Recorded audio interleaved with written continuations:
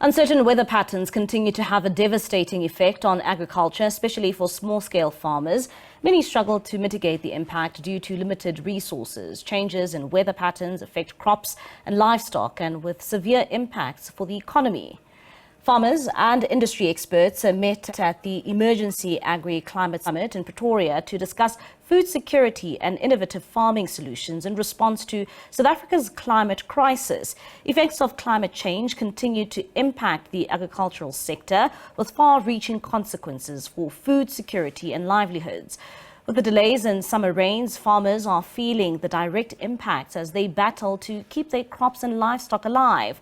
To keep up with these uncertain weather patterns, mitigation and adaptation strategies are key. However, small-scale farmers remain vulnerable due to resource and funding constraints.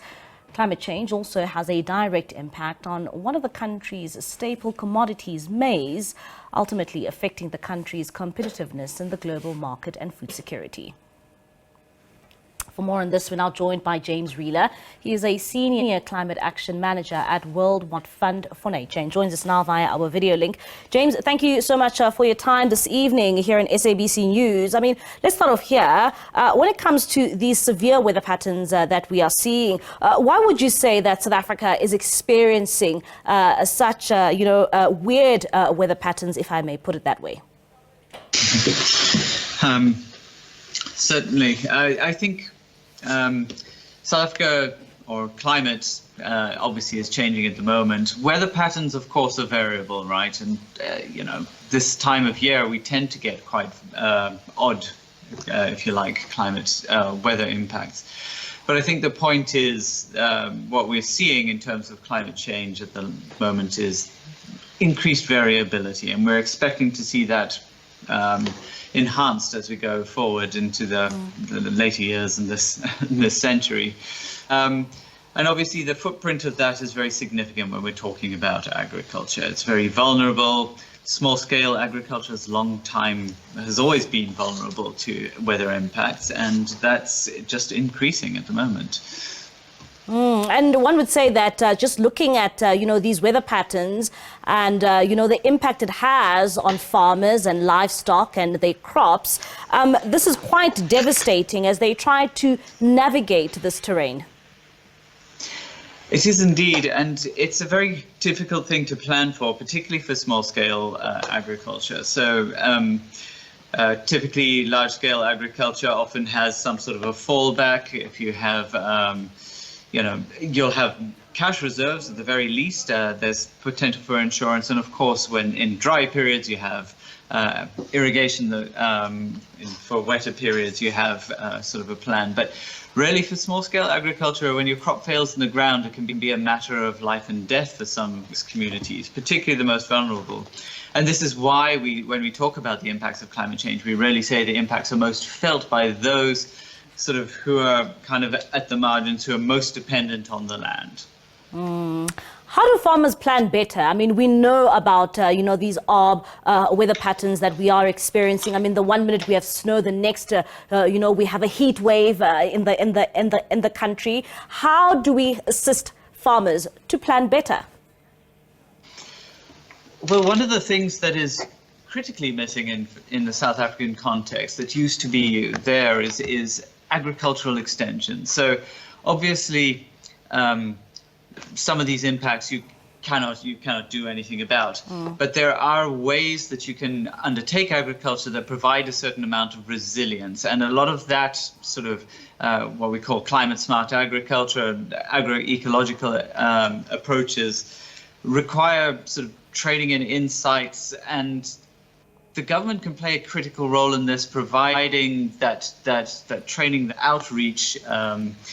And another way that things can be done is also potentially partnering between large-scale agriculture and small-scale for training and for assistance, for backup, those sorts of things. And what role, perhaps, can technology play in terms of trying to assist farmers when it comes to these, severe weather patterns?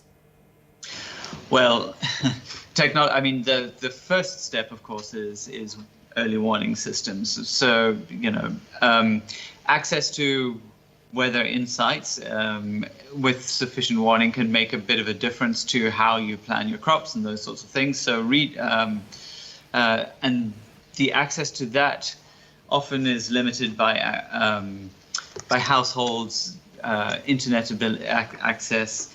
Those things are changing now. We're seeing some provision of SMS updates, regular seasonal forecasts and those sorts of things. And there are technological innovations that are really not accessible to small-scale farmers. Anything that has a particular significant cost tends not to be accessible. But that can be changed. And one of the things that we're sort of pushing for, a lot of people are working on, is trying to make sure that there's the policy backup and the systematic planning to provide that support for these small-scale agriculture households.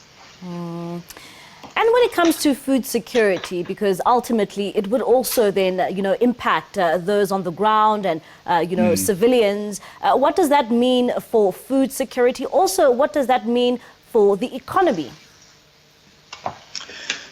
So, obviously, food security is the biggest concern here. For subsistence farmers, which is not a large portion of the country, but obviously the most vulnerable, crop failure means immediate hunger, right? And for those families that are producing for market, the small-scale agriculture where there is market access, a significant weather event that impacts on your crops then means a cash flow problem, and that can have knock-on effects. Two of those mean that you may not be able to access seed and fertilizer, those sorts of things. So really, the biggest problem there is at a household level. Looking more broadly for South Africa, however, if we look forward, certainly there are definite risks in terms of actual provision for the whole of the country. Most of the food is produced by commercial agriculture, and usually some 60% of it from large-scale agriculture, and that tends to be more resilient. But what we're also expecting to see is, as we have climate shifts, the viability of different crops in different areas is going to change over the course of the next couple of decades, and that can be a big problem. South Africa does have a lot of supply chains coming in from outside the country as well, and so there is some potential there where you can mitigate those impacts, of course. But the reality is, for the world as a whole, the changing climate means changing impacts on agriculture. And so this is not a problem that is limited to South Africa. Yeah. And in terms of the economics, of course, most of our exports, I should say, are not agricultural, but it is a significant employer.